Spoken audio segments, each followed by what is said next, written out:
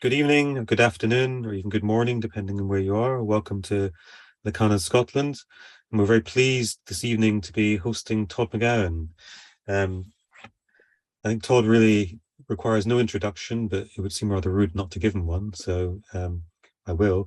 Todd is a very well-known Lacanian scholar, not just a Lacanian scholar, but has written very, very well on Hegel too, is expanding from writing on Lacan.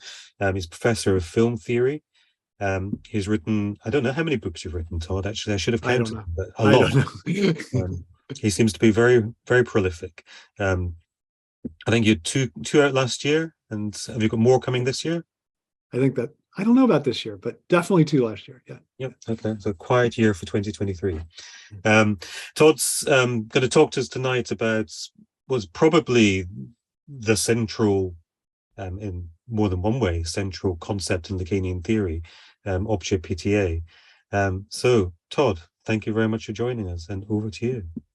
Oh, Calum, thanks for having me. I really appreciate it, and it's really my pleasure to be here and to talk with you. So I was thinking that I would start with an experience that Lacan himself had with the objet. So a woman comes to him and says, I think I get your thought, but I'm having trouble with this concept of the objet.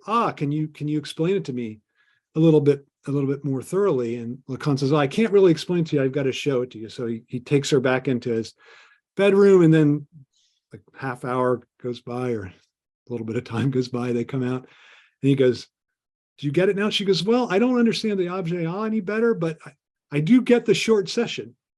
So that was, sorry, that's my little Lacan joke. I thought this was the only place I could do a Lacan joke. So yeah, I think if there's one concept that Lacan himself wanted to be known for, it was the objet, or what he, and Calum mentioned this, that he also refers to it as objet petit.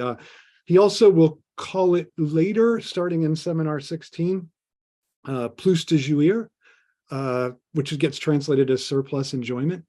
Lacan, this is the one term that he insisted not be translated. And people have helped. So you'll sometimes hear people say object small a, but most of the time it's objet. And I think the reason why he never gives a full explanation why he doesn't want it translated, but I think the reason why is because it's for him a point of singularity that is the engine for desire. And so to translate it, he felt like would be to betray the singularity of the concept. So it's in his late Seminar 21, so this is in the 70s. He's already almost at the end, a seminar called Les Non-Dupes Airs, the non-duped air. That's where Lacan says the objet petit is perhaps what I have invented. So he doesn't say that about anything else. And I think that's probably correct, that this very audacious claim is justified because Lacan was the first to theorize desire not around what the subject wants, that is, not around the object of desire, but about what blocks what it wants, which is what Lacan calls the objet, or what hinders the subject's access to its object of desire in some way. And I think I'll try to talk about that a little bit. So Lacan uses the term objet in order to distinguish this intangible object that embodies nothing from real life, actual, tangible objects of desire. And rather than being what the subject desires, the objet is what triggers the subject to desire the object of desire. So you can think there's three parts, right? Subject, desiring, objet, object of desire. And the objet is what he says, the object cause of desire. So it's the thing that drives the subject to desire this object of desire. So an object of desire can be just an ordinary object, but the objet is what gives this ordinary object an extraordinary quality that makes it desirable. Without the objet, we don't get this infusion of exceptionality into or even maybe sublimity into the object of desire. The object of desire instead just remains one thing among a heap of indifferent objects. I often think of the ending of Citizen Kane, where they're throwing all these different objects into a fire. And I think that's what objects are without the objet. So these are all very, at some point, they were very valuable and desired objects, but once the objet is gone, they're just tossed into the fire. Although the other thing that's tossed into the fire is the sled, which in a certain way, sorry, I just gave away the ending of Citizen Kane. That's Rosebud. That it functions in some way that there is, you're also getting the objet thrown away.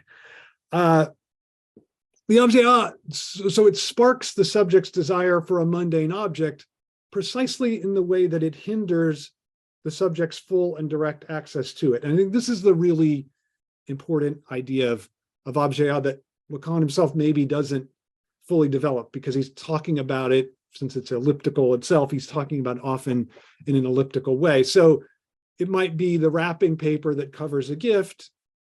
The objet would be the wrapping paper that obscures the gift. And then without the wrapping paper, the gift, however nice it is, it just becomes an ordinary object, one that you could exchange for some other object. And this is what happens after you unwrap a gift. Everyone has done this, right? You get the gift. It seems, when it's wrapped, it seems amazing. It seems very desirable. You unwrap it. You're like, how can I, do you have the gift receipt? I want to take this back. So that's the wrapping paper is the thing that is the difference between an exchangeable object and an object that's desired, right? That's objet. So if one laid out unwrapped presents under the Christmas tree, they would not attract the desire of children in the way that the wrapped ones do. And I think this is a nice instance of the way that objet spurs our desire by erecting a barrier between subject and object of desire. And this barrier is what makes the object desirable in the first place. I brought some show and tell. So this is I don't know if you have this anywhere. Maybe we just have it in the US. It's a Zevia. It's a nice natural drink that doesn't have any calories. But what's nice about this is the Zevia stuff, the material that I'm sometime going to drink, is the object of desire. But it's precisely this can that limits it, that is a barrier to my access to it, that makes it desirable. In contrast, I can just take a drink of water. There's no barrier to my access. The water is perfectly accessible. And so it ceases to be very desirable. I just drink it because I think I should probably drink something, not because I desire it. Whereas I'm saving that Zevia for later because I have a lot of desire wrapped up in it, precisely because of the cans functioning as the barrier. So at times, objet is able to render an object of desire desirable, even without augmenting it with any enigmatic intimations of exceptionality, without spicing it up with any added desirable quality. And I think in such instances, the opposite approach of obfuscating the object in some way, can function equally well. So you can think of, for example, a defect that a person can have might generate desire for this person in a way that some ideal of perfect attractiveness wouldn't. So, for instance, a mole on someone's face would impair their beauty, but it would also be the thing that makes the face appealing. So the mole in this case would be the objet that makes the perfectly attractive face into an object of desire that it wouldn't otherwise be. Or, an example close to my heart, and I'm not thinking of myself, baldness might function as an objet, right? Like baldness, someone look at someone and say, well, if that person wasn't bald, they might be attractive. But of course, it's just an illusion created by the objet. Like if they really had hair, they'd say, oh, they're not really that attractive. But the baldness functions as the objet that makes the person's face or whatever desirable, precisely because it's this hint of imperfection, this barrier, this defect that is actually the condition of possibility for the object being desirable. So it's that the objet makes the perfect object just out of reach. And so that allows it to be desirable. So the defect is in this way, the thing that makes, for instance, the face or the head desirable. Direct, I might say this way, that direct access to the object is always stultifying. And I think this is why Lacan sees the barrier of objet, whether it's a tinge of sublimity or even this slight imperfection of, or major imperfection of baldness, or slight imperfection of the mole. It's constituted by the objet as the sine qua non of desire. So without the obstacle, one would not have any impetus to desire the object. But I think what's interesting is, but the point is though, that a barrier in itself doesn't generate desire. So it's only in relation to an object of desire that the objet functions. So and I think this is a really key point, that it's in itself, it's nothing. So I think oftentimes you hear people say objet is this object of nothing. And I think that's what they're getting at, is all it is this relation that it has to the object of desire that it in some way obscures. It has no ontological status or even existential status for the subject on its own. By barring the direct access to the object of desire, what the objet does is it distorts the subject's perceptual field. So you might say it generates a curvature in the subject's space of perception, and it makes it impossible for a subject to look neutrally on what it sees. So there's no, objet is just another way of saying there's no neutral look at an object. So, or at the world, right? So the objet might cause someone to look at a face through, for instance, I could look, to go back to this mole example, I look through the mole and see the person. I look through the baldness and see the person. We often do this, right? Like we think the characteristic that stands out, that's exceptional about the person, which is also usually a defect, is that's what we see the person through, right? So paradoxically, I think it's as an obstacle to the complete perception of the object that the objet provides a perspective through which the subject can perceive. So it's a nice dialectical point that Lacan makes with this concept of objet, that it's the barrier to our perception that opens up perceptibility. So if we didn't have the barrier, we wouldn't desire to see or hear anything. So it's the very barrier that actually provides this access point through which the world opens up to it. So maybe put it like this: the distortion that the objet causes, creates, is constitutive of what it discloses. So without the distortion, Lacan's contention is, I think, that one could not perceive anything at all. So the objet stains the field of perception with a distortion that the subject's desire introduces into the field of perception. So because we're desiring subjects, we can't just perceive straight on neutrally. And the objet is just the name for that inability to look straight on a perceptual field. Or you could say the objet is the thing that names our inability to perceive without the distortion of desire. And in the visual field, objet represents the way that the subject's desire distorts what appears as visible. So in other words, every perceptual field is organized around a desire that makes a neutral perspective on that field impossible. So when we're looking out on some scene, we're seeing it through this object that distorts our straight-on view of the scene. It makes that straight-on view of the scene impossible. But the objet doesn't just distort the perceptual field, it is also what makes that field accessible as it distorts it, right? So this field results from the subject's desiring perspective that leaves it unable to perceive the field in a straight-on direct way. So in this sense, what opens up the perceptual field is also what makes it impossible to perceive the field without a distortion. So the distortion manifests itself within the field as the objet. And I think this is a really important point that Lacan makes. So it's not just there's a curvature of space, there's a distortion of the field of perception. It's also that when that happens, there's some manifestation of that distortion that makes itself felt within the field of perception.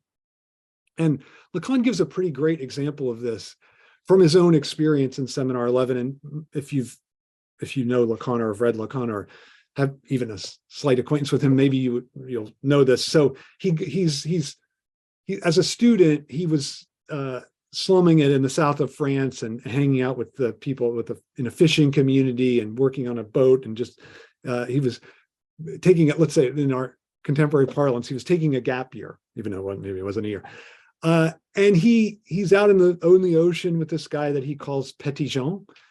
And Petit Jean thinks that he's kind of Lacan sort of doesn't really belong in the situation where he is. And he said he looks at a sardine can floating on the ocean. He says, "Do you see that can? Well, it doesn't see you." And then Lacan, he's like, "Aha, encounter with the gaze." I don't know if he thought it at the time, but subsequently thought it.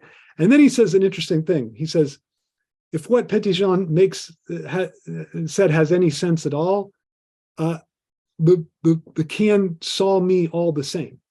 And so that's interesting, right? So it's not that he's not seen by the can, although the can for Lacan represents the way in which he doesn't fit within that scene. And that he feels a little bad about that.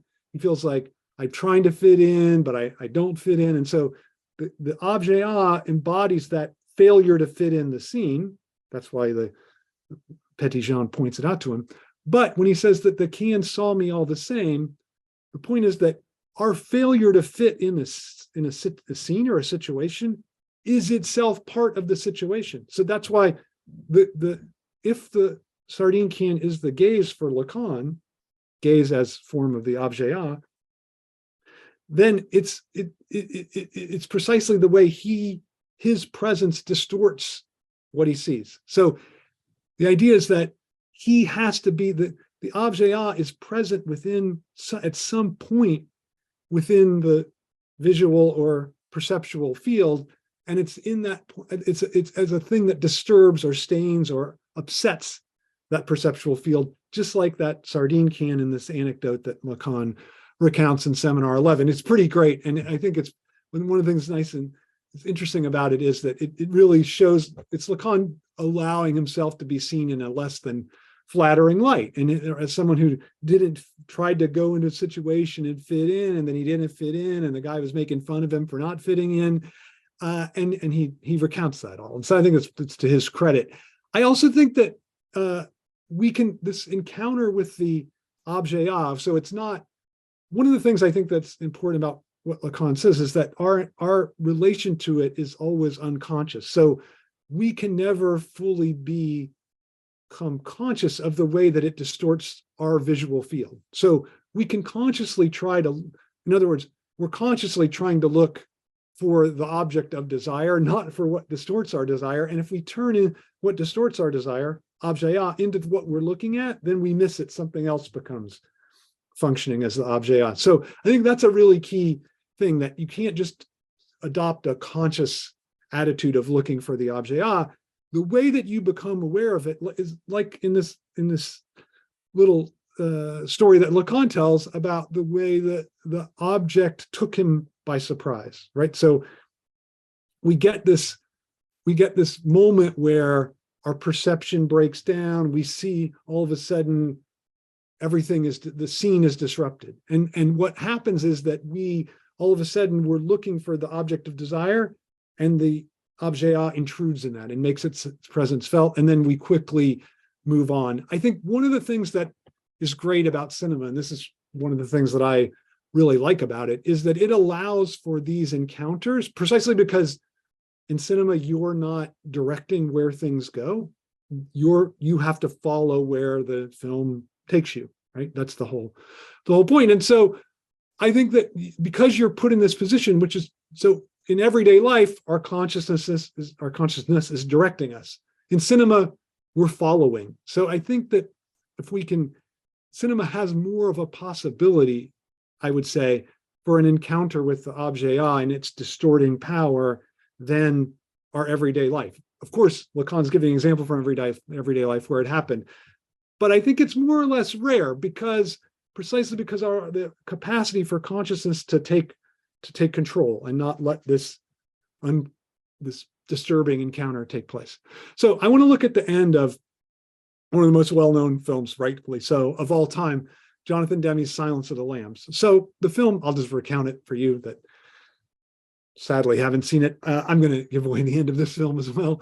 So the film recounts the assistance that a serial killer, Hannibal Lecter, played by Anthony Hopkins, provides for a fledgling CIA agent, played by Clarice Starling, is her name, played by Jodie Foster.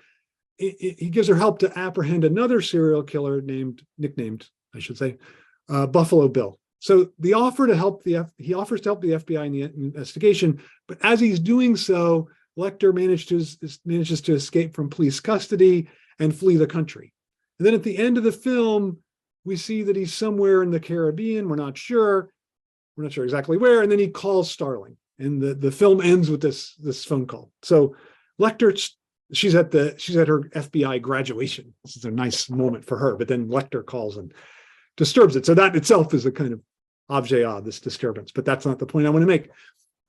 So the film, as Lecter's talking with Starling, the film shows Lecter's former jailer, the head of the psychiatric prison where he'd been held, arriving on this island, whatever it is, where he is. This guy's name is Dr. Chilton. And not only did he act sadistically toward Lecter, but he also sexually harassed Starling when she came to the prison. As audience members, we don't like him. We think he's a bad guy. The film also highlights constantly his unctuous manner in his dealing with all the other characters. So the guards at the prison, no one likes him. And in a way that we don't feel sorry for him for being unliked. He deserves to be unliked. So this background sets up this final scene. Chilton arrives, and it coincides with Lecter's call to Starling. And then in the final line of the film, Lecter says, "Sorry, I have to go." He goes, "I'm having an old friend for dinner." And then at this moment, the film cuts to an image of Chilton, which signals that he's the old friend who Lecter plans to eat. So there's a nice pun, of course. He's having an old friend for dinner. He's going to eat, the friend is going to be his dinner, not that he's going to eat dinner with him.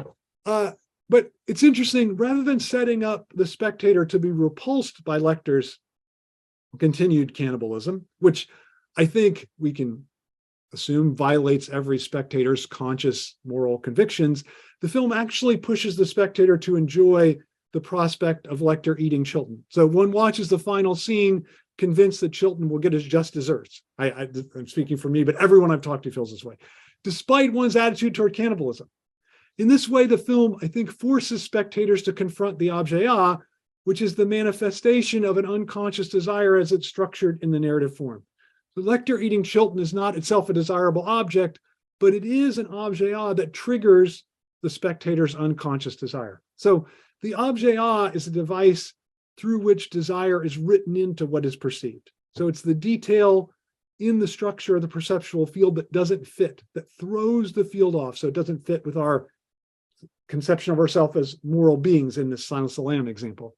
And it subjectivizes the field of perception by permeating it with the subject's desire. So I think the distinction between conscious will and unconscious desire is really nicely discernible in how the objet functions. So under normal circumstances, you can't gain direct access to the distortion of your unconscious desire, but you can only do it in brief moments like this ending, I want to say, of Silence of the Lambs. So at such times, I think the effect of one's unconscious desire becomes evident as a subjective distortion in what one perceives. And I think Lacan's theorizing of the objet enables us to pay attention to such encounters and to recognize their significance rather than just dismissing it as something that doesn't matter.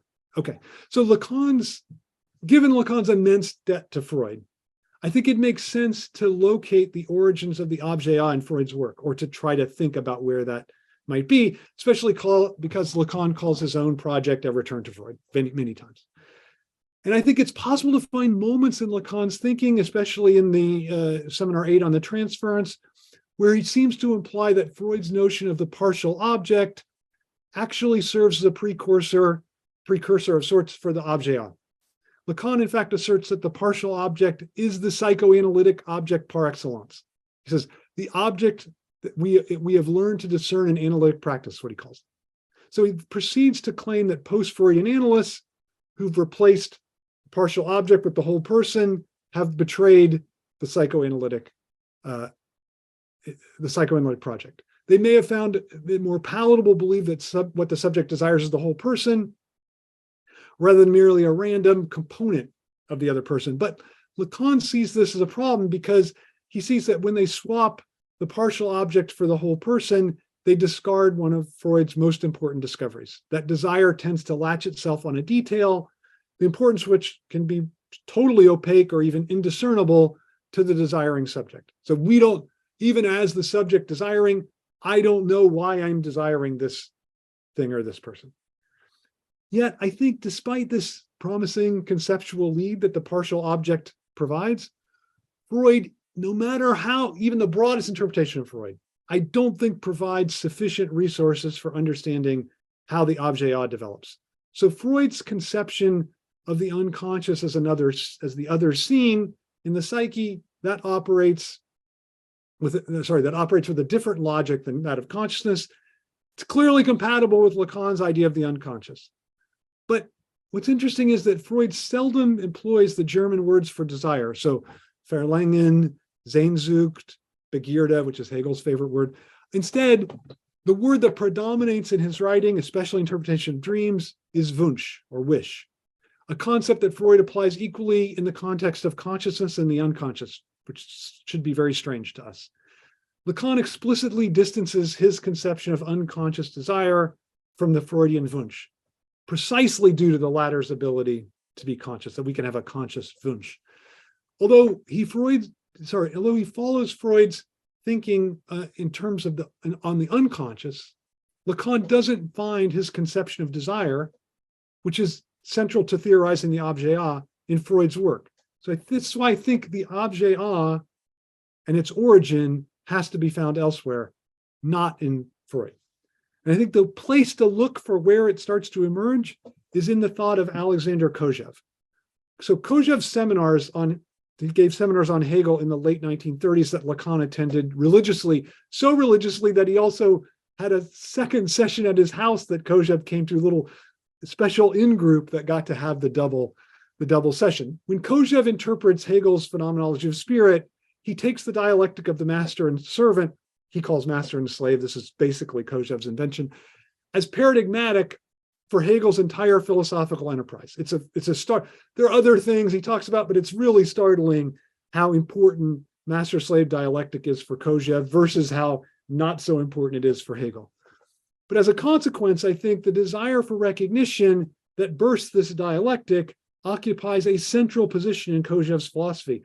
So much so that Kojève interprets the entire history of the world through the desire for recognition and its various failures.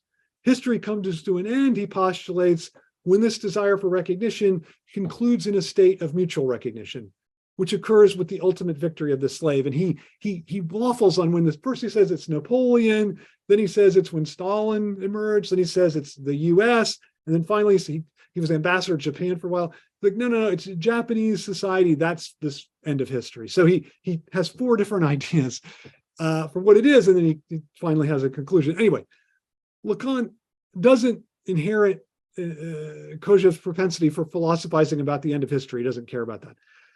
But he does take up, I think, with a pretty important modification, Kojève's understanding of desire.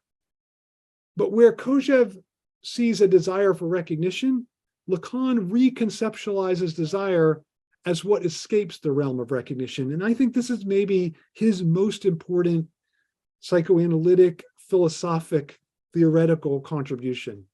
And I think it's also what is most original about his thought. The point, and it's I would say it this way, I think it's the point at which he brings together Kojève and Freud. I would like to say Hegel and Freud, but I think it's just Kojève and Freud. So Kojève's understanding of the desire for recognition, it's important that it does not necessitate an unconscious. So one can consciously desire recognition. It might make you feel bad. Oh, why do I always want the recognition of the popular kids? But it's not necessarily unconscious. However, Lacan insists and recognizes that that desire has to be unconscious. And by introducing the objet as what's irreducible to recognition, Lacan accomplishes a great theoretical leap. And I think objet, so the idea is that it's precisely the point at which recognition fails, the point at which we don't fit, that's where our desire is drawn. And I think that's something that does not exist in Kojève and doesn't exist in all of the subsequent thinkers that think about desire as the desire for recognition. So Kojève, what he theorizes as desire for recognition, however, I think Lacan rechristens as demand. So for Lacan, the subject's conscious demand for recognition is merely part of the story that because this demand always houses an unconscious desire that's driven by the objet. So the unconscious desire motivated by the objet doesn't yearn for the other's recognition, but for the other's desire. So subject doesn't desire the other to recognize it, but desires the desire of the other. It desires that means two different things for him. So it desires to capture the other's desire, to become the object of this desire, and to access what the other desires. So the two senses of desire of the other are at odds with each other, but I think this is important. So to desire, but to become what the other desires, to make oneself desirable, is different than to desire in the way that the other desires.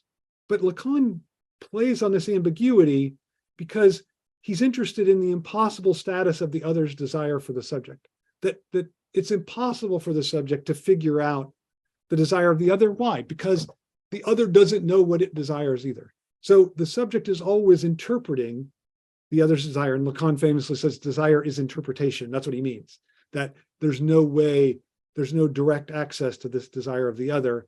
And the particular singular way that the subject interprets the other's desire is the objet. That is the singularity. Objet is the singularity of the subject. So when Lacan says desire is interpretation, he emphasizes the importance of the subject's response to the desire of the other, and how the subject's own desire can take shape only through its interpretation of what the other desires. And this interpretation always reveals the truth of the subject's desire rather than, say, the unconscious desire of the other that's being interpreted. So there's no desire, Lacan thinks, outside the subject's interpretation of the other's desire. In other words, the actual desire of the other doesn't matter at all for the development of the subject's own desire. The way that the subject interprets the other's desire is, for the subject, the other's desire. There's nothing else. This then becomes the model for the subject's own desire. So it takes the way that it interprets what the other's desire is and then makes that its own. So you can't say also, wait a minute, what's my desire? I don't care about the desire of the other. I want to know what my own desire is. For Lacan, you can't say that, right? Because the desire is the desire of the other. So first, my desire begins as the other's desire, my interpretation of that.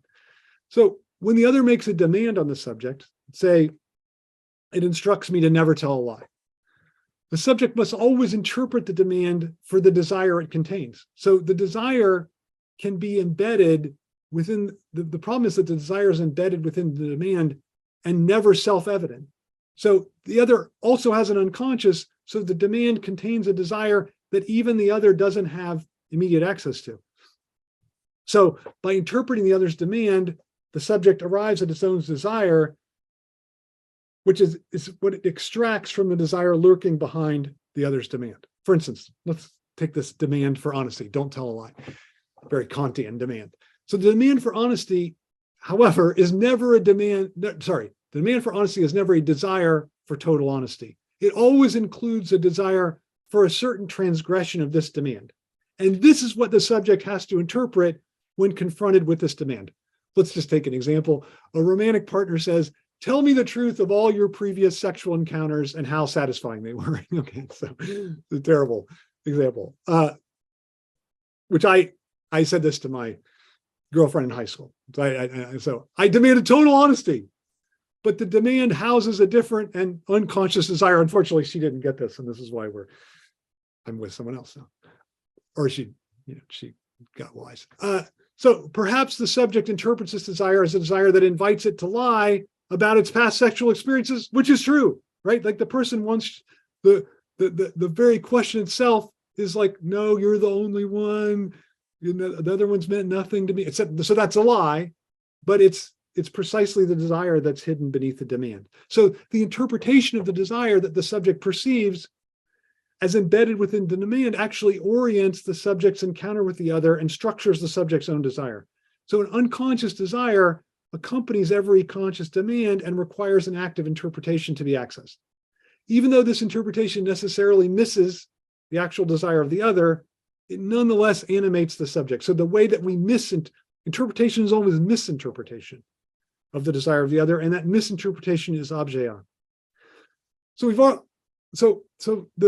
it's interesting. So I mentioned Lacan's seminar on the transference. So objet doesn't exist throughout Lacan's trajectory. And I think this is very important that it's something that he thinks it's the central concept, but it only comes up at a specific point. So it comes up just after the seminar on ethics of psychoanalysis, where he introduces the concept of dusting and then more or less drops it.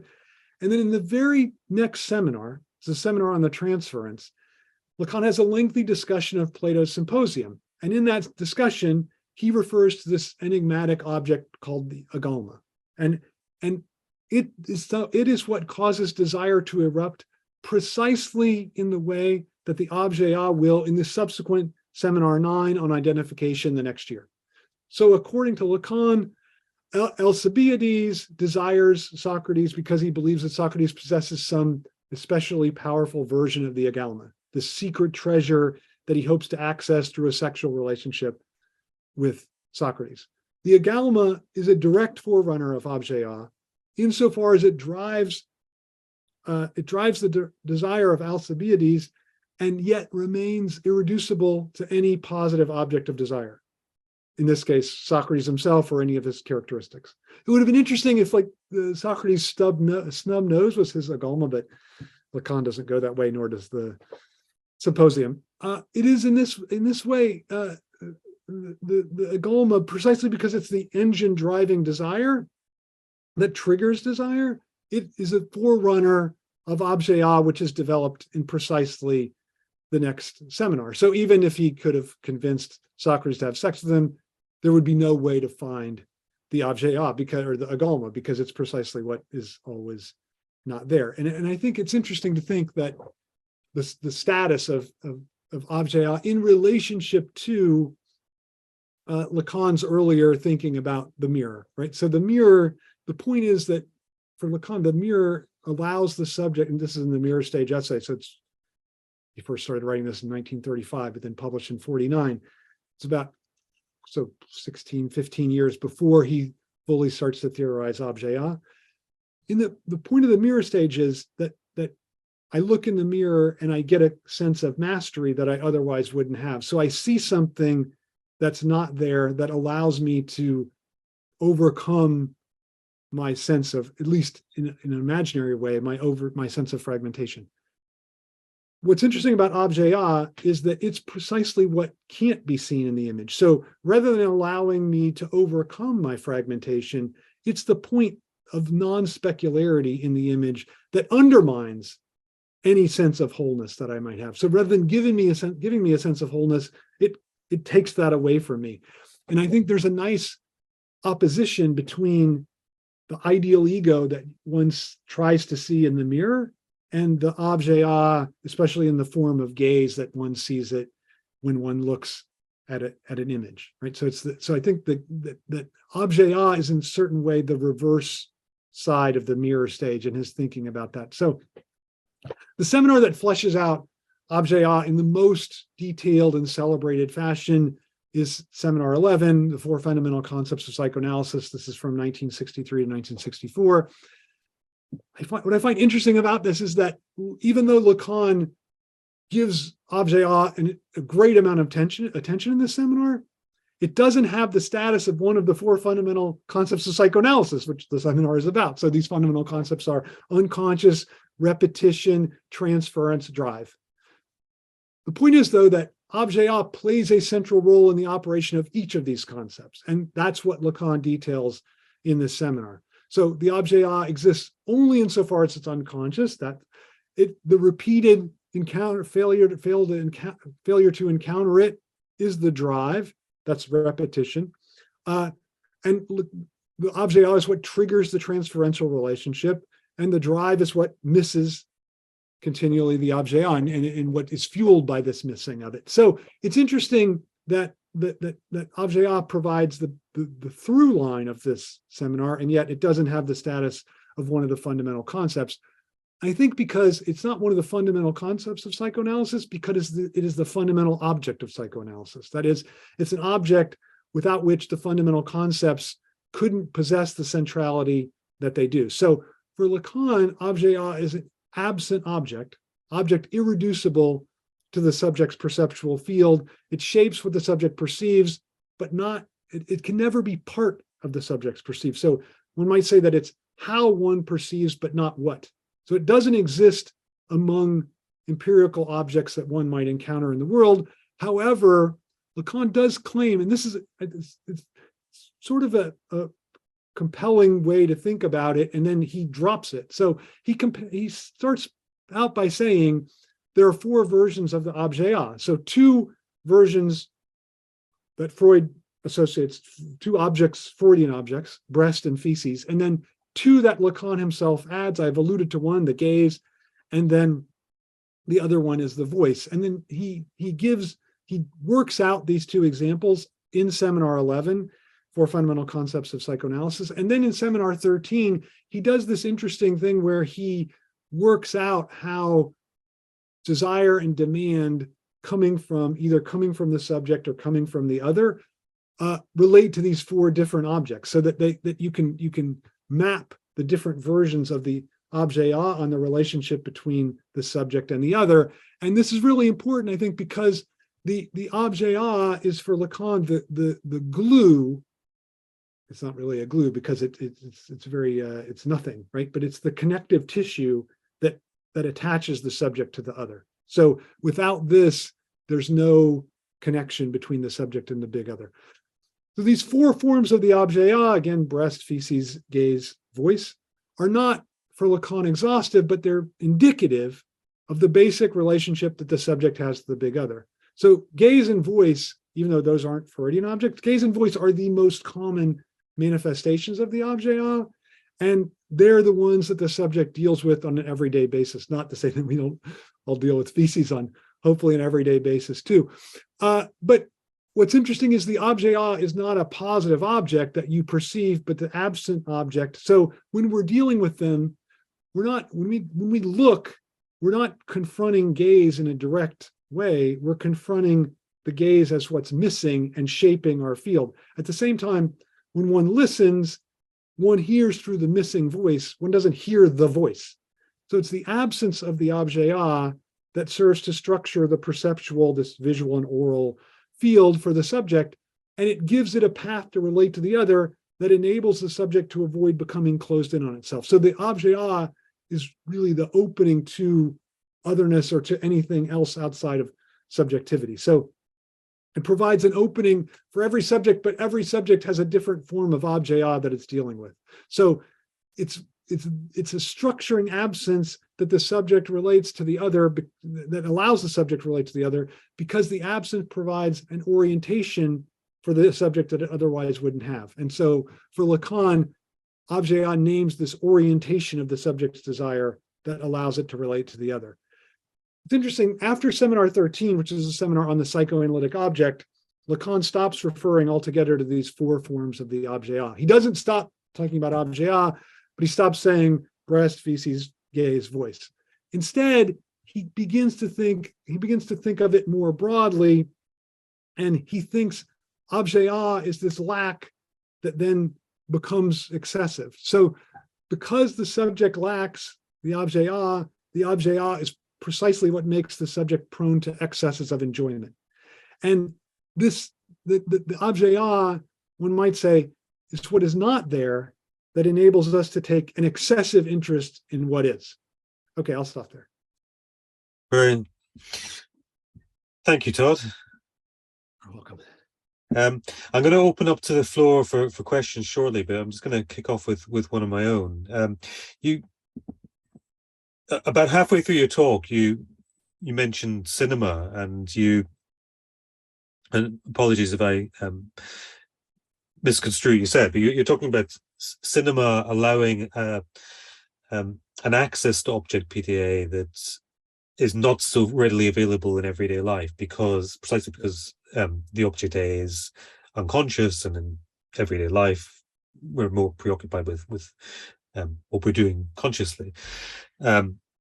And you said towards the end, you made the point that object PTA is necessarily singular for the subject. It's the object PTA is always the subject, always in relation to the subject. There is a kind of suggestion in your comment about cinema that there's something potentially therapeutic in the cinematic experience, that it allows the subject and spectator to confront something of Objet PTA. And I wonder how that fits. We go to the cinema, we are in a sense all watching the same film. How does that fit with the singularity of Objet PTA that you bring in at the end? Yeah. Maybe I'm just contradictory. That's pretty good. That's pretty good. That's a pretty great question. I do think that I have an answer, but I do think that the way I presented that, it seems just contradictory. But I just want to say one thing about what your point. Like, I think that I didn't lay that out, but I do think that cinema functions a little like, obviously there's no free association, all these other, but I think it functions a little like an analytic session depending on the film. Okay. But here's what I would say. I think that it's clear that obviously we're all watching the same film, but I think that the way that we relate to it is always like, that's what's singular, right? Like, there's no, I mean, it's probably a predictable answer, but I do think that I also would say this, that once put. So I do think what I just said, but I'm almost tempted to go the other way and say it's not necessarily a singular. It's not one's own objet necessarily that one encounters in the cinema. It's just the formal because I think if you're watching a film the right way, I think you're put in a certain spectatorial position that the film demands of you. And so then you submit to it. And so then there is a singular objet for the spectator of the film that, okay, someone might refuse to be the film. Like, I have friends that they'll watch Birth of a Nation, but never as a spectator, right? This film, but famous racist film by D.W. Griffith. They only watch it from this position of distance. Like, I'm not going to allow that film to seduce me. So even if there is an objet, I'm not going to be that film's spectator. But I think I think that, for instance, the Silence of the Lambs example I gave, I think the proper spectator feels that end. They're like, oh, good, eat him. I think that's the proper spectator. And someone could say, I never felt that because I'm so against cannibalism, I couldn't even allow myself. Okay, fine, but then you're not the proper spectator for the film. So I would say that, yes, objet is singular, but it's singular for a certain kind of spectatorial position that the film creates. And then when you are the spectator, you go into that. But then, okay, when you go home, blah, blah, blah, you have your own objet you encounter, but the film isn't therapeutic in the sense of my own individual neurosis, right? It gets me in the way, it allows me to see the way in which objet can function and desire can function, but I don't think it can be subjective in the way that an analysis can be. So yeah, I think I'm going to change my answer on that, because I think that's, I mean, I was tempted to give the safe, perspectivalist answer, but I think that that's not right. I think the film, if a film is working, it demands a certain kind of spectator. And it's interesting because some people say, well, if you're not from that culture, you can't properly understand the film or whatever. But I think you never know what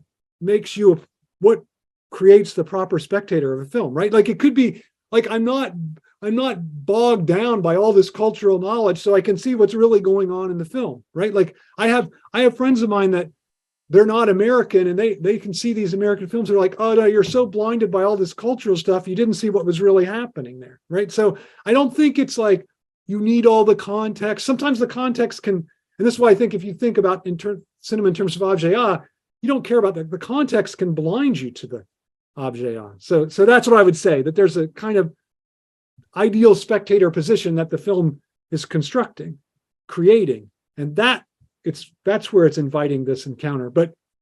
And that is singular for the film, but obviously it's different. Every spectator, whatever, it's not going to be singular. Yeah. Okay. Brilliant. Thank you, Great Todd. question. Yeah. Great answer. I have other questions I want to ask you, but I don't want to hog your time, and there are other people with their hands up. So I'll maybe come back in at the end, but I'm going to go to Mark. Hello, Todd. Hi, Mark. I haven't How are seen you? you for a long time, but it's good. It was a great talk. I appreciate Lacan in Scotland Thanks. for having you meet with us this way. My question is, your elucidation of the objet involving, I wonder how that involves a resonant lack between one's early childhood experience of the mother, whoever that primary caretaker is, and the developing of desires throughout one's life, which, it's an impossible, as you say, impossible to know, at least consciously, the object of the other's desire as it forms one's own desires. But I wonder if you see cinema reflecting different possibilities of resonating for each person, each spectator. Because you talked about, and you gave an example from Silence of the Lambs with the proper spectator, or the proper position. And I wonder if some films like Silence of the Lambs actually have multiple viewing positions that it sets up.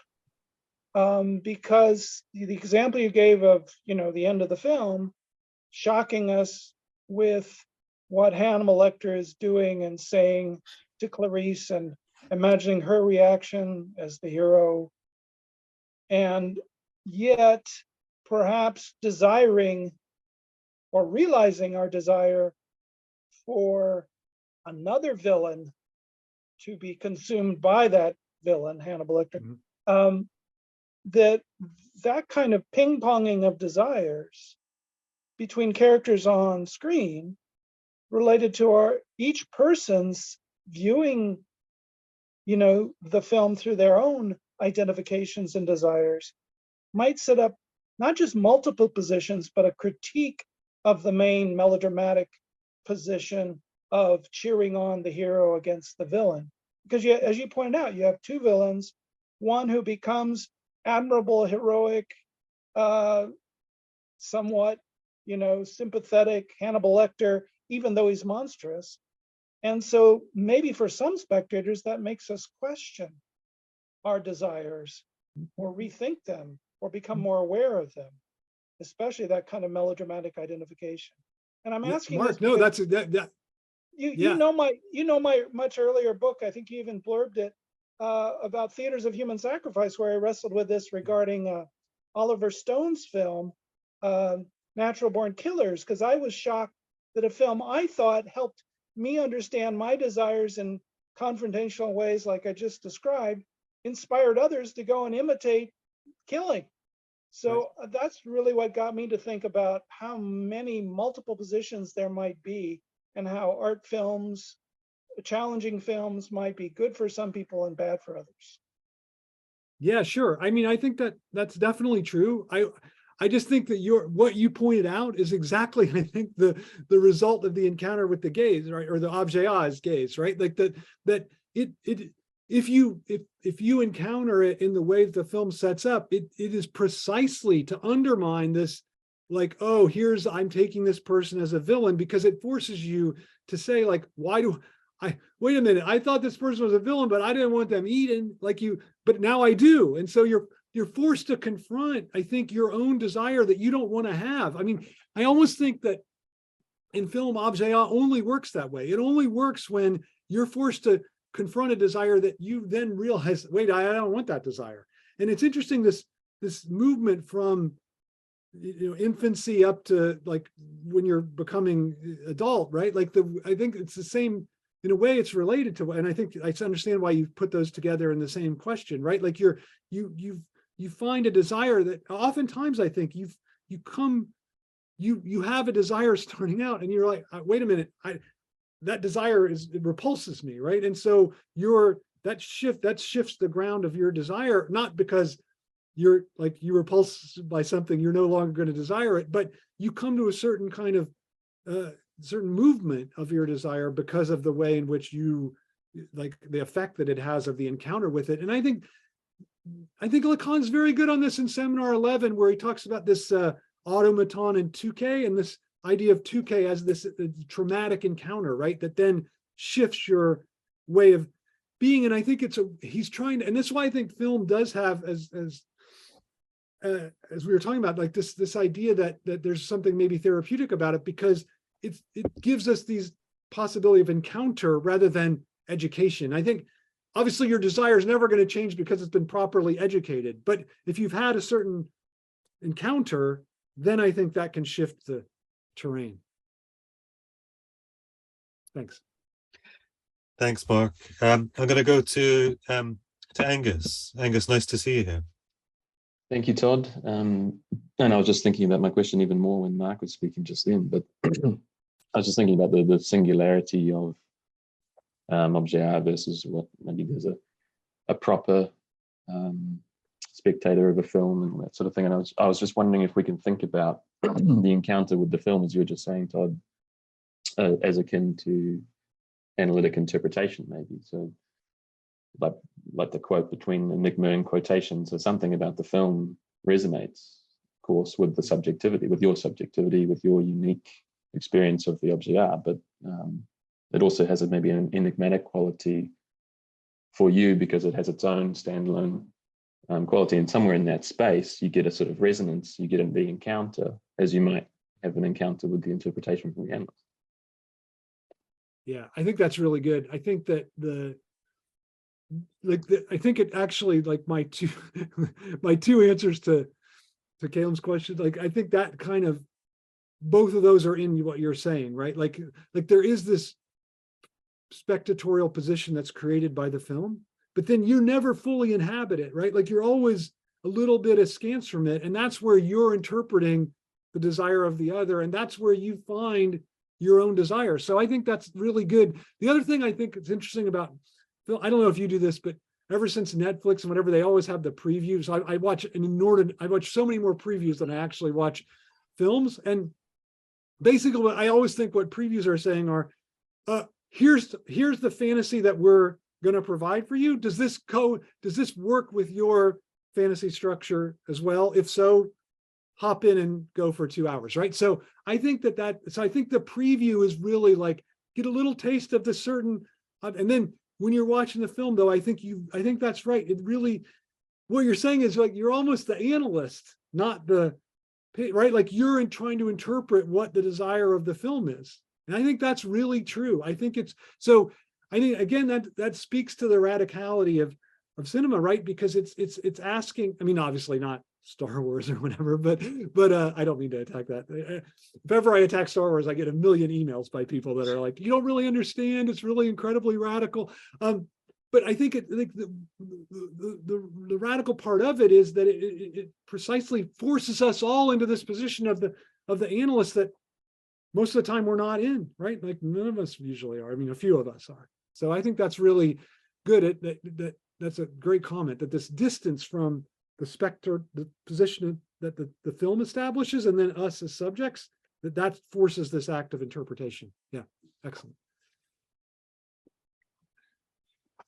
And does that then loop into the idea of identity? You made the point, you're talking about Koyev, that Objet Pitié erupts through this this failure of recognition, and the failure of recognition itself is tied to the failure of identity. So it's the lack of identity that we bring to the encounter.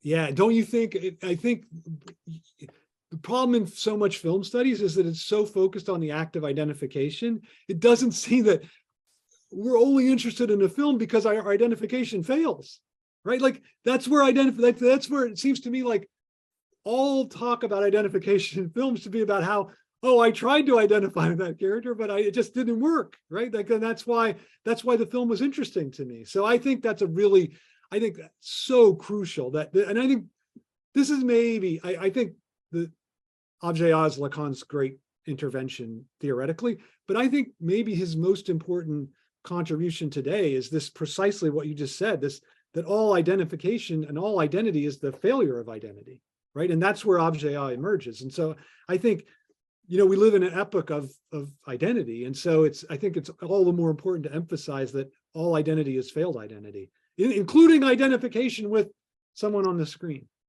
Yeah.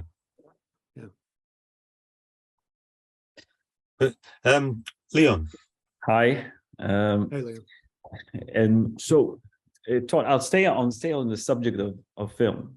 And I'll just say I've watched a fantastic film recently called After Sun. And I think that I've experienced the fall of the object in the end. And I didn't know why, right? Now, something I wanted to ask you is, there was a seminar that we haven't touched upon today, where Lacan does discuss the object A, and this is seminar 10, where he speaks about anxiety. And, films make us feel a lot of things, a rainbow of affects, but for Lacan, affects, they lie, they're deceiving, except for one, right? Anxiety. Yeah. And he says anxiety allows us to introduce a fresh clarity in regards to the function of the object in relation to desire. He says this is an affect that sort of unravels something about the object. So my question to you is, if we stick with this sort of idea, can we speak about the function of anxiety in cinema as or let's say, can we speak of movies that provoke anxiety as the only, let's say, authentically or movies that are capable of inducing this fall of the object? Those are the only films that don't lie. Right, exactly. Yeah. That's pretty good. I think that we can think of that, actually. That's really good. I think that, the example I would give, so there are a lot of films that are just about the failure to find the object, right? Like this continually miss, like that's basically what Italian neorealism is, right? Like the bicycle, we're never going to get it,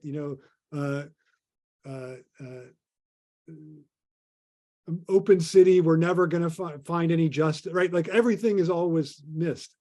But I think what's interesting is I think of this example of anxiety, the discussion of anxiety. I think of, let me just give a couple film examples. Like last year at Marienbad by Alain René, like that film is great because we think it's all going to be about the same thing, like missing the object. And then all of a sudden, like, wait, were we here in Marienbad? Were we in some other, I don't remember, we can't remember the past. And all of a sudden we get this image from the past that just, it's a quick cut to it. And it's a shock. It's like, it's brutal. And then the woman in the present drops her glass of her drink and it shatters. And then there's this whole horrible thing. So I think that there are these films, Lynch is great at this too, I think, by the way, where you get this structural absence and then all of a sudden an object is thrust into a place where we don't think we're going to see anything, right? And I think those are the films that don't lie, right? Like those are the films that really give us and create immense anxiety in the spectator. I mean, of course there are pleasures to those films as well, but they create immense anxiety in the spectator precisely because they fill in what has hitherto in the film been a gap. Like Mulholland Drive is a great example of that too, right? There's this gap, like there's the woman singing on this. I love that scene where she's singing in the nightclub, and then all of a sudden she goes down, and then the voice the voice is there precisely where we don't want there to be a voice, right? So I think that there's Lost Highway has similar things. Blue Velvet has when Isabella Rossellini comes out on that lawn. We think like it's just a lawn, there's something absent, she's not there, and then all of a sudden we're confronted with this over-presence. So that's what I would say, the way in which this over-present object intrudes in a space that had been defined by the film as absent up until that point. So I think it's really interesting to think about the anxiety seminar in terms of, I just taught a class on French thrillers and the anxiety seminar, so this is right up, so I have all these examples at hand, but I think it's fascinating to think about that way that can fill in the thing. But I was thinking of another example that doesn't do it. I don't know if you know this film. It's called Ne le dis à personne, Tell No One. It's a really good French film. I really like it.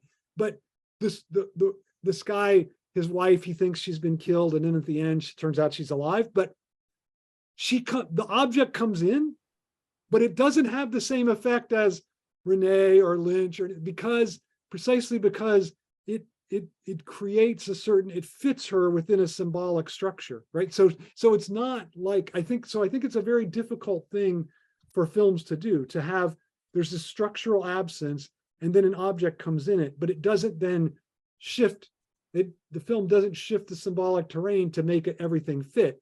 the obtrusiveness of that object is so apparent in Lynch and Renee, I think. Not the case in Tell No One. So I don't know if that answers the question, but I think it's a really nice to think about how anxiety can function in cinema at these moments where we get too much of the object. Yeah, absolutely. Okay. Thanks, Leon. And you mentioned Mulholland Drive there, so appropriate. We have a question from Olga next. Hi, Olga. Hi, everybody. Really enjoyed that, Todd. But what I was thinking about, I mean, and also, Leon's comments on anxiety, but I was thinking of other moments in cinema and maybe theatre, because they're communal, that there's what Calum asked at the beginning, where the hit of art strips you momentarily of your identifications. And I actually went rooting in my library to find a quote from Terry Eagleton. He's this great book, I think it's a great book, I enjoy it, on tragedy called Sweet Violence. And can I just read you out the sentence that he talks about? Sure. Because it strikes me as this, it doesn't happen often in either cinema or in theatre, but when it happens, that the whole audience, that not just the singer, the whole audience participate in this drop in identity. So just read it out if you don't mind. Okay, what does he say? It is here that we can effect a more enduring encounter by meeting on the ground of what excludes both self and other, of what disrupts our imaginary identities from within, while being at the same time the very matrix of them. It is this inhospitable terrain, this kingdom whose citizens share only the fact that they are lost to themselves, which we hold most deeply in common, not a mutual exchange of egos.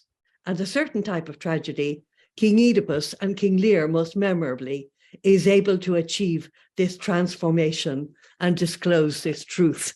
I love that sentence. I think that's just, isn't it great? Yeah, it's incredible. And it exactly hits, what Lacan says, I think, in Identification and elsewhere, when the work of art appears, when the object appears, the big other disappears. So when the A makes itself felt, the rest, the symbolic as such vanishes. Yeah. So I find that very interesting as somebody who was interested in running a film festival, as you know, Todd, for a long number of years. They're very rare moments, but you remember them for your life. Right. I think that's absolutely right. And I think the point you just made is really crucial, that you can either look from the perspective of the big other or from the perspective of Objet, but never the two at the same time. Yeah, and I think that's one of Lacan's most important statements. Me too. I think that's really important. Absolutely. Yeah, absolutely. Yeah. Thank you. I really enjoyed that talk. Thanks, Olga. Yeah. Thank you, Olga. Soo-young. Hello. Thank you very much for providing this great opportunity. Lacan in Scotland is just brilliant organization. Thank you. And it's like I'm having surreal experience of getting hold of the Objet today. Many of you, your videos I've watched, and all of you are here, and Dr. Leon Brenner as well, and Derek Hook as well. Wow, this is wonderful. Maybe I'm sort of giving you a wild speculation, and maybe I am forcing myself to defend Freud, but I'd like to share my idea with you. Okay. One word that came to me while I was listening to your talk was der Einfall. Der Einfall is different from association, die Assoziation. That maybe we can talk about der Einfall instead of Wunsch. Strachey, in his translation of Freud's completed work, talked about this word and explained that it is different from the association in that it is not about continuation, Mhm. It's about breaking that continuation. It's a barrier. I think it is a kind of access point provided by the barrier. Yeah. And Freud says, what does the patient do? Maybe the first thing he or she does is to have the first Einfall and talk about it. And this Einfall is not about the Vorstellung next to another Vorstellung. It's not about continuation. It's about barrier that breaks the continuation. It's what upsets the perceptual conscious field. It's the engine that forces one Vorstellung to move on to another Vorstellung. It is about the lag inside the Vorstellung. It is the distance we have from what we said. And maybe that is what can be related to l'objet Objet, yeah. Yeah. Yeah. No, I think it's pretty great. Yeah, go ahead. Sorry. No, go ahead. Go ahead. I think that this is one of the concepts I love the most among Freud's works, because it tells me the analyst, it's someone, when we talked about cinema and there were many great questions, I think the analyst is someone who understand the difference between the Einfall and the association. Yeah. And that's really good. Yeah. Yeah, the ideal spectator's position is the one that understands the Einfall of the patient. Yeah, that's really good. I hadn't thought of that as a precursor. I think that's pretty compelling. I mean, this is just my sense of it, but my sense of the precursor is from Johann Gottlieb Fichte, the German idealist, that he has this concept of the Anstoss, which is, Anstoss is for him, I mean, it's like so many German words, it's both it has two opposite meanings, right? It's a barrier or a limit that also, or an obstacle that also is an impetus. And I think, to me, that's the best precursor that really predicts kind of, or foreshadows what Lacan will develop. But yeah, I didn't think of Einfall, but I think that's really good. And I think it's really close to that Fichtean idea of Anstoss as well. So I think that's, that seems perfect. That seems right to me. And I wonder, Lacan never talks about that, but I wonder how much that's kind of lurking in the background for him when he comes up with Objet. I bet it is. Yeah. Yeah.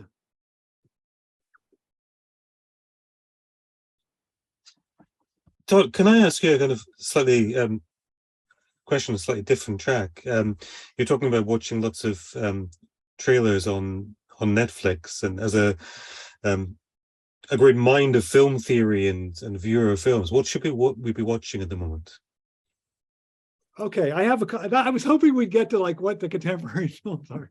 So I saw 3 films rather recently that I really liked, and I'm in the process of a series that this is a little bit dated, but it ended, I think, last summer, called Better Call Saul, which I think is amazing. But so everybody's probably already seen that. I'm late to the game, but I think the final episode is gold. I can't wait. So I'm in season 3 right now. So I'm looking forward. So I thought these were pretty great. So I thought The Menu was pretty great.